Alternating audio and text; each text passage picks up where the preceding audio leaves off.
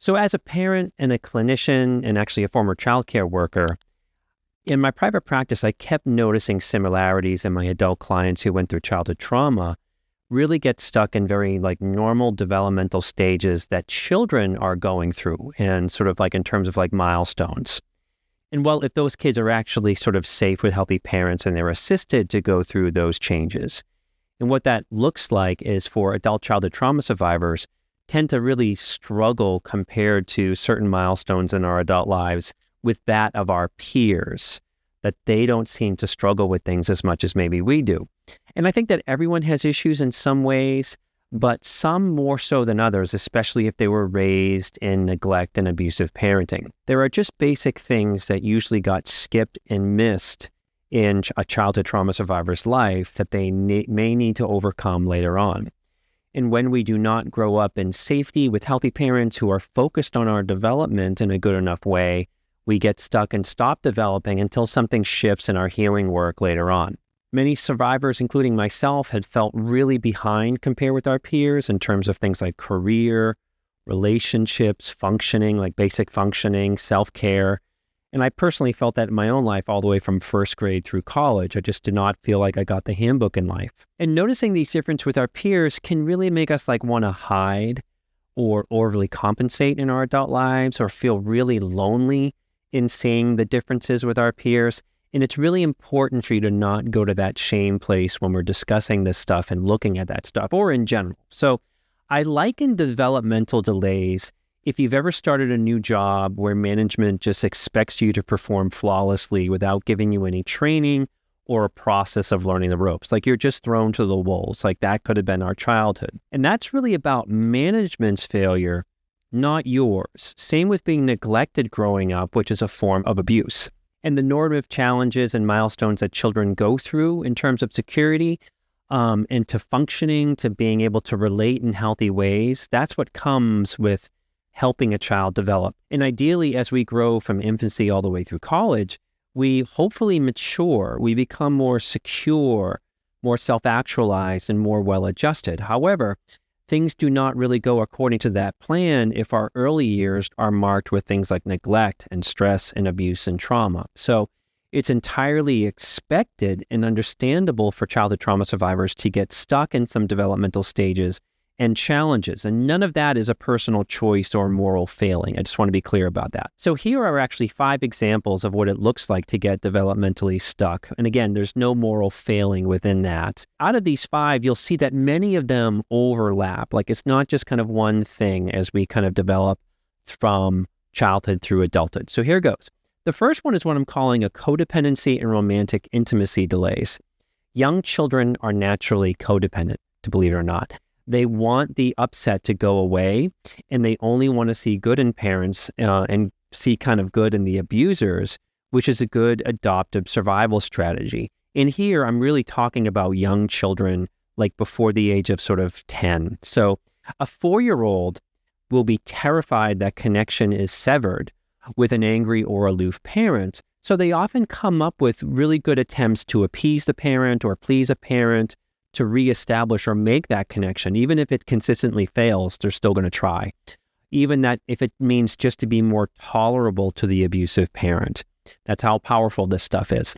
We can have a significant emotional developmental delay in getting stuck in that codependency into our adulthood where we have the same kind of relational strategy. Here are some examples of what these delays will look like in our adulthood, and try to make the connection of these being childlike. Try not to think of them as childish, because again, we're going to self-shame ourselves. Try to see the delay in these related to our development. So here are some examples of this codependency thing in adults. Magical thinking about a person or relationship changing without taking any action, like say going to couples therapy. Believing that there was a special bond or a fantasy with their partner which doesn't match the reality of what it is. Like that's not real intimacy. And some survivors have a parent who actually lived in fantasies with an abusive co-parent, if you can think of that. Another example is struggling with going too fast in dating life, which can really create problems. The delay is that children don't like a process of getting to know someone slowly, and they want things to be more immediate. Another is not liking to mix partners with friends for fear of losing the partner, like an insecurity thing. Like we didn't have full access to, say, the caregiver that we were attached to. So you can see the security issue and projection of childhood trauma stuff happening in the present from an insecure place. Another example is not caring if our partners are actually abusive for fear of being wrong, or being in a relationship we're not a good match for. I mean, maybe we stay out of fear of being alone. It's another example of the codependency delay here. Another example is a level of need from our partners that goes beyond appropriate partnership stuff. And again, this is strongly related to the next issue of security, where the delay here is not really being secure to ourselves. Another is taking normative bumps in the relationship as extreme evidence that you're not safe. The delay going on here is that this all or nothing kind of thinking that children can often go to, like, I'm never talking to you again kind of stuff. That one is tricky because sometimes we actually are in an abusive relationship and we'll need some outside help kind of figuring that out. We really don't like it if someone is trying to tell us to just chill, especially if we're in the middle of a big trigger. To get unstuck in this developmental delay, survivors can actively educate themselves on codependency and work a program of recovery around it, such as with Al-Anon or CODA. And doing some inner child-based work is highly beneficial. It's also very powerful to do inner child work where we are bonding with our inner child who is seeking rescue outside of ourselves. So it's really about strengthening the bond between our inner adult and our inner child to start to create that security that's missing. The missing piece in this codependency thing in terms of a healthy development in childhood is that we want our children to be both capable of intimacy, but also be self-sufficient in terms of security and self-intimacy, like I mentioned. They can self-soothe and they can also see their goodness, which is super helpful in relationships.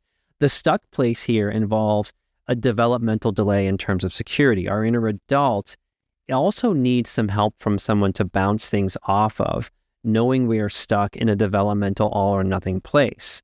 Working on security, say with a therapist, and having a process really helps that. So that's the first one. The second developmental delay that I want to talk about is security delays, like I mentioned.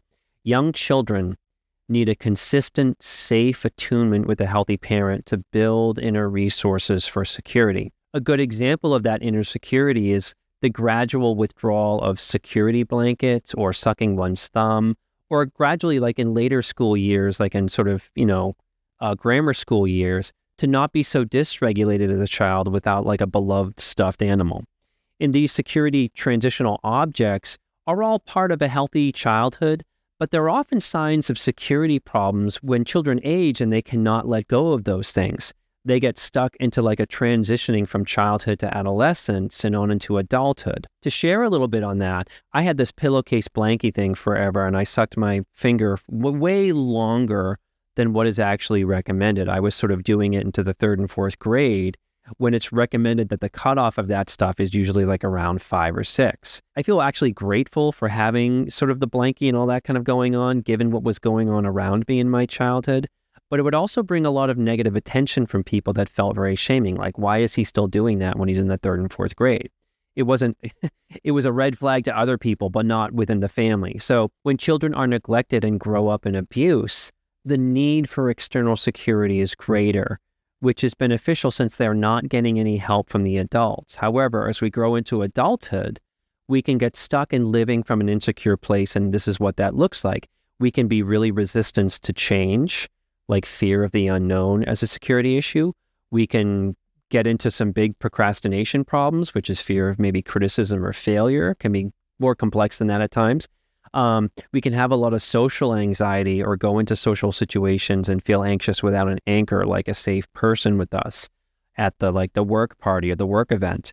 We can actually have some controlling behaviors, like getting to places on time can be a security thing, and also a trigger and a projection. We can get into something called mood-dependent behaviors, like I will quit smoking when I feel better, is like I need to be secure in this one area before I move into this next thing. Security can also look like intimacy and social problems, like not being comfortable being seen or not being comfortable being known. Another example is living in fear mostly, as opposed to living and having some spontaneity in life. All of those are examples of security issues in my mind. And these security issues, I'm not trying to say they're solely related to blankies or stuffed animals or sucking our thumb. They're really related to children not having a safe home base and a healthy parent from which they can also kind of, they can always return to, they can always like talk with and feel more secure. That's where the security stuff really comes from. And it's difficult to see peers move more freely in the world than we can.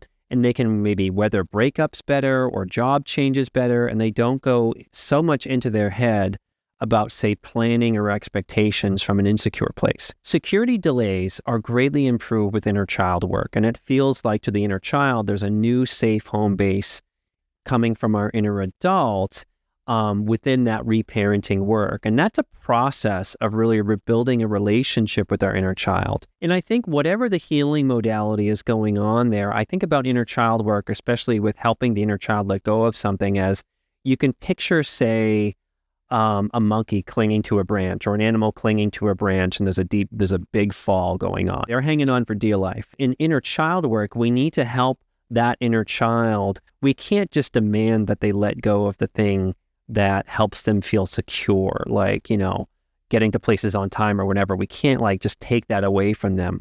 We have to let them grab onto another branch to feel more secure, which is either us or an idea or something like that. So what I'm trying to say with that analogy is, we can't just say, poof, stop doing that thing and just let go. That never really works. We have to replace it something that the child can feel some trust in, and that is maybe the inner adult. Moving on to the next one, which is a big one, which is called perception problems delays.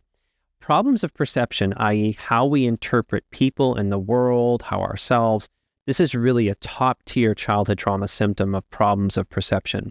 Growing up in abuse, often the abuse itself is a parent damaging a child's perception because the adults have all the power over reality, which is scary. Perception delays are not unlike seeing a preschool-age child intensely assume that someone did something on purpose. Many adult childhood trauma survivors can get stuck still assuming things are done on purpose. Sometimes they are, but we can really see our peers not get so bogged down in taking things personally, regardless if they are actually offended and someone is a jerk or an idiot or as someone is harmless. I hope that makes sense. Survivors, due to this perception delays, really get into fights in their head, and the offense, real or imagined, stays with them. And I'm saying this from experience here, where we perceive the person really having an issue with us or really making it about us when it's probably about the other person. You've probably heard that somewhere down the line. But what's tricky about this is often in the toxic family system growing up, things were highly personal. Or if we're still engaged in that family system, they can be highly personal. So it's tricky for survivors to embrace thinking differently about the world and not take things so personally, but it is possible over time. Essentially, when we have a toxic parent, a child is whatever the parent says they are. In addition to a toxic parent, they can have problems of perception on their own, such as everyone's out to get me, or I'm better than everyone else, or no one gets how hard it is for me. Those are all perception issues that we can kind of absorb or react to or kind of reject. Survivors can, again, they can rebel against those or take them on. Both become extreme distortions of perception, though, such as when a survivor never wants to seem like they're superior to others for having a parent who lived in that, in an immature and grandiose way, but that survivor might never really take themselves seriously and they will stay small. They'll be humble because if they might kind of perceive that all self-positivity is grandiose unconsciously. I got this course called The Family Rules that I offer. Here are some additional examples of abusive perception coming from an abusive family system. These are unspoken or sometimes spoken family rules, such as it's your fault things go wrong. It's like a problem of perception. Expect unreliability from people. Again, it was probably correct in childhood, but we might sort of overly think people are going to let us down. I know I did. Perception problem. Read my mind, coming from the family system, is a huge perception problem. Don't trust. Again, probably very true in childhood. But in our adulthoods, we can have a perception problems around who is trustworthy and who is not. In addition, while not in the family rules, from a toxic parent, there's usually you're a terrible kid and I can't believe you just did that. That's usually kind of a vibe around, definitely abuse around perception, you're bad. But there's also kind of a developmental issue there is a toxic parent expects adult behavior from a child, which is, again, another perception problem and a developmental problem. The developmental delay here is that adult survivors struggle is not seeing their own humanity as well as the humanity in others. And the perception delay usually makes us go to a big place where we're convinced we've done something wrong without evidence. We're convinced things can be done on purpose when maybe they're not. We can be convinced that speaking up is wrong or dangerous or even lame. We can be convinced that everyone is doing so much better than us when maybe that's not true. We can be convinced that we're the only one with problems. We can be convinced that we're the problem. Can you see the perception delays as something that those are childlike? And you probably identify with some of those yourself, and you may also really know people in your adult life who might behave from that place as well, or think from that place as well. Childlike, not childish. Childlike because they got stuck in childhood. Again, and that's not a moral failing. So survivors can view themselves as a horrible person when they're not, and they can also view others as angelic when that's not maybe true either. So helping out an inner child with the perception delay, which will also involve some critical thinking from the inner adult, is helped when the inner adult has some resources to bounce questions off of, such as with the therapist or with a fellow survivor. What I mean by that is like, I'm feeling like this was done on purpose. Can I run that by you about something that somebody did? Or, such as also going to that person and kind of saying, am I totally defective or did I make a mistake? Are all humans predators, or do I project and look for evidence that they're all predators? Again, did they do that on purpose, or does my inner child live in people's bad intentions and only look for that? So additionally, while fact-checking and bouncing things off of somebody, it sounds kind of like cognitive and it's almost like cognitive behavioral therapy, where we check out our assumptions. Childhood trauma survivors need something deeper than that, processing where these assumptions come from in childhood trauma. Cognitive stuff only takes us really so far when we need a deeper processing of our childhood stuck emotions and situations and relationships with abusive parents. Functioning delays are essentially the evidence of parental neglect during childhood, and not to be confused with things like learning problems or neurodivergence. So many childhood trauma survivors, including myself, often had to hide that they struggle with basic learning skills due to a lack of consistent care from a parent who is supposed to be helping them have some mastery over some basic skills. Some examples. I've had several clients, actually several of them, tell me that still in their 30s or 40s, they still need to hold out their hands like this to decide which one's the left one, which one's the right one, because they had to come up with that on their own, or somebody helped them at school with that, and it's like the habit has stuck. And I've also had clients tell me that they assume that they can get through their day with only 1 or 3 hours of sleep from staying up late, or believing that 2 hours of work can maybe happen in 20 minutes. So some magical thinking there around functioning. Here are some other specific examples related to functioning delays and neglect. Fear of how your handwriting looks. You might get anxious writing out a check or signing something for fear of doing it wrong. That kind of makes me wonder about neglect. Hiding that you still don't quite understand how something works, such as making like a doctor's appointment or how a deductible works.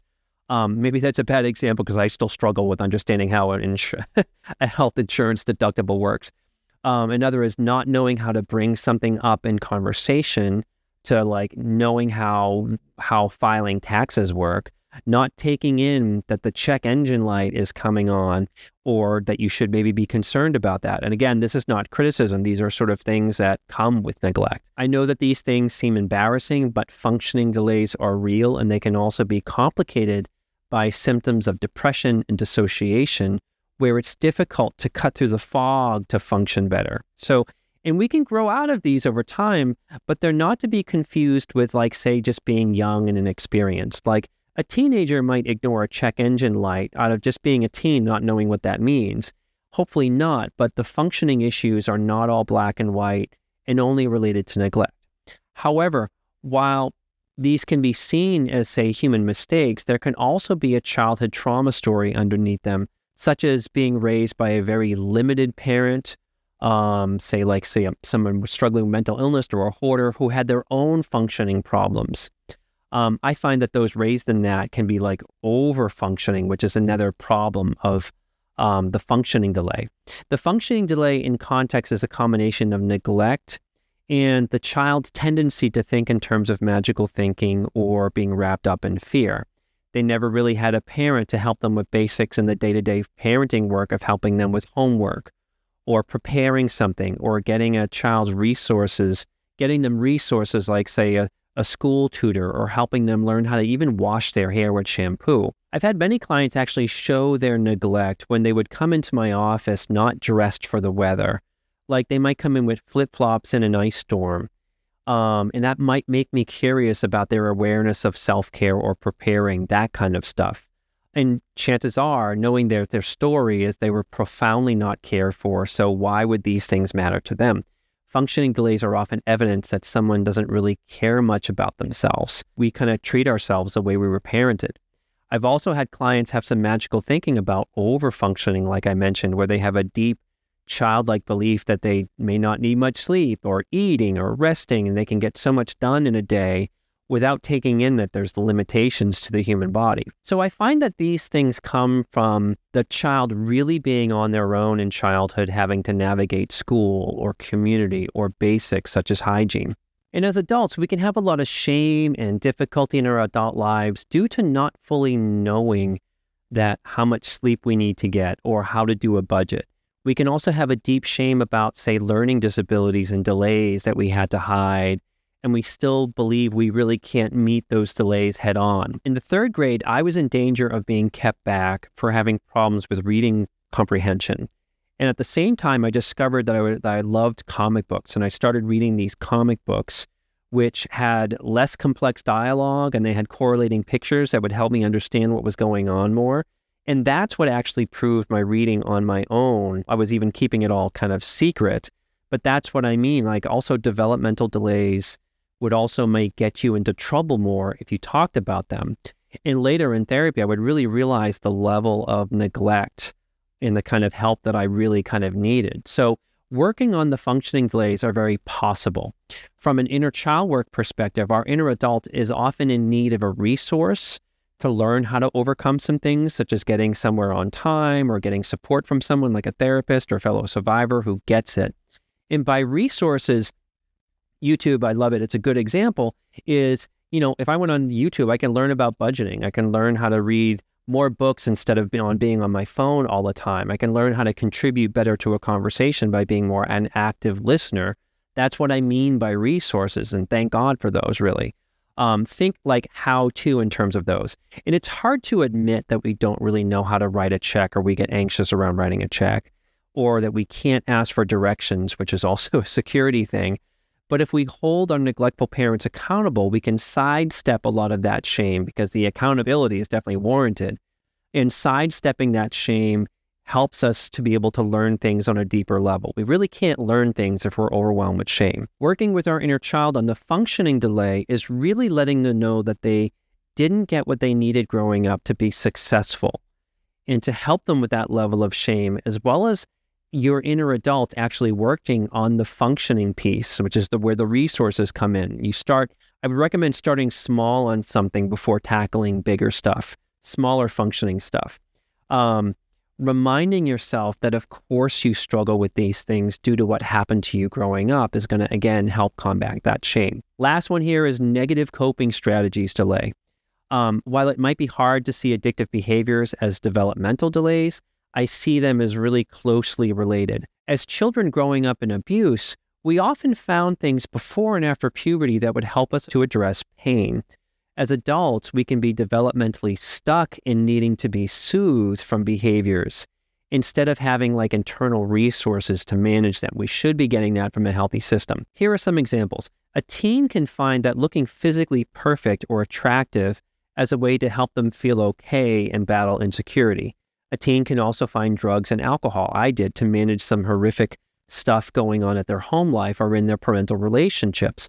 A child can discover that eating is always a good way to distract from their emotions. This is all not really conscious at the same time, too, when it's going on. And a teen can discover that they can get missing attention from adults at school by being an impressive A student. And of course, there are other examples, but these are examples of self-soothing that again come from an external thing like the perfectionism or the looking or the A's or the drugs, instead of having a safe home base at home, regardless of what age the child is. The child or the teenager is doing their best, and the strategies are often really genius given the situation that they're growing up in. However, these coping strategies can carry on into our adulthoods, and it looks like this as adults. We can be workaholic instead of knowing how to manage and soothe our feelings, like really being disconnected from ourselves and just doing life from a place of doing. And we're not developing intimate connections with others or ourselves. We can still engage in substances for emotional regulation instead of knowing how to do that naturally.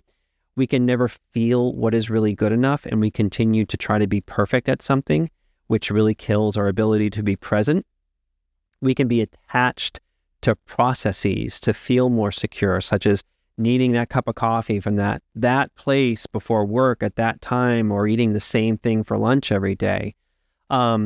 This one doesn't have to be so black and white. It depends on you, and it depends on your personal story and how it might relate to your trauma. We all have things like, I like going to a coffee shop every day and getting sort of similar things, but usually it's not something that I need to have happen every day to feel grounded or secure. So that's kind of my point there.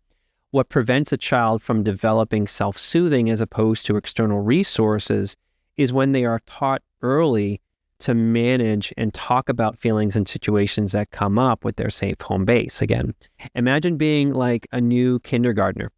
At the end of the first day, imagine having a parent that you're able to reconnect with and discuss how the day went. And that's like a loving experience of reconnection and celebration. And that's the thing that resets kids from their fear or their anxiety through a transition. Most clients, including myself, in most instances didn't have that and needed to rely upon, like, say, playing video games or going home and watching the Brady Bunch and sit in that loneliness, but still have something that we can kind of latch onto.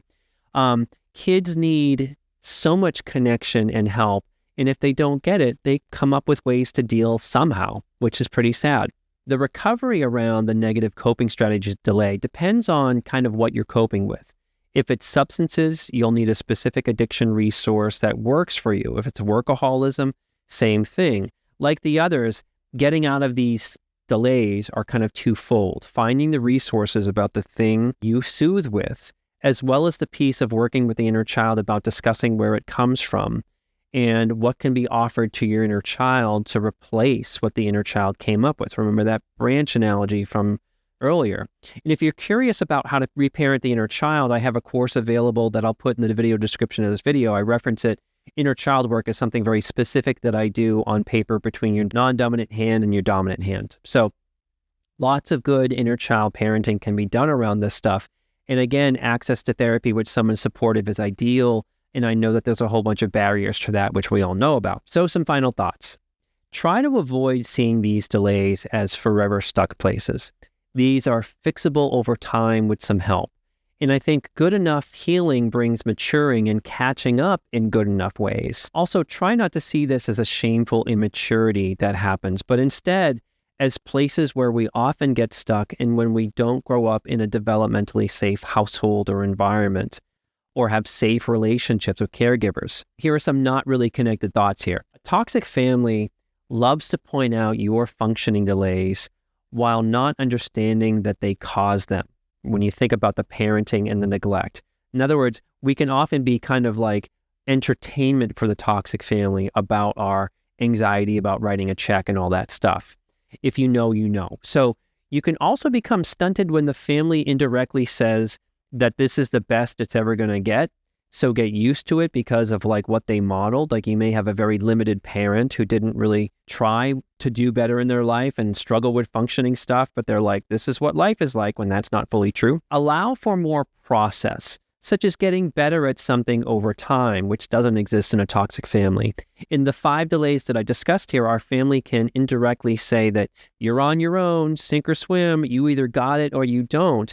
There's no process in any of that. The ability to get good at something and have some mastery over something. Getting ready to give up a negative coping strategy or to move on to another level of living is a process that one gradually becomes prepared for, whether that's quitting smoking or getting into therapy. It's a process of moving towards something like development.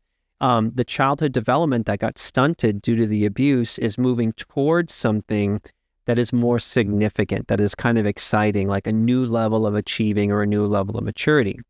Healthy parents are working to help their child function and navigate life, not struggle through it without having a sense of the handbook that other people seem to have gotten. I think that the handbook is actually being loved and cared for and being sort of taught how to sort of live. I hope that this video and these ideas are helpful to you, and I would love to hear from you in the comments about stuff that you relate to or questions you might have. And as always, may you be filled with loving kindness, may you be well, may you be peaceful and at ease, and may you be joyous. And I will see you next time.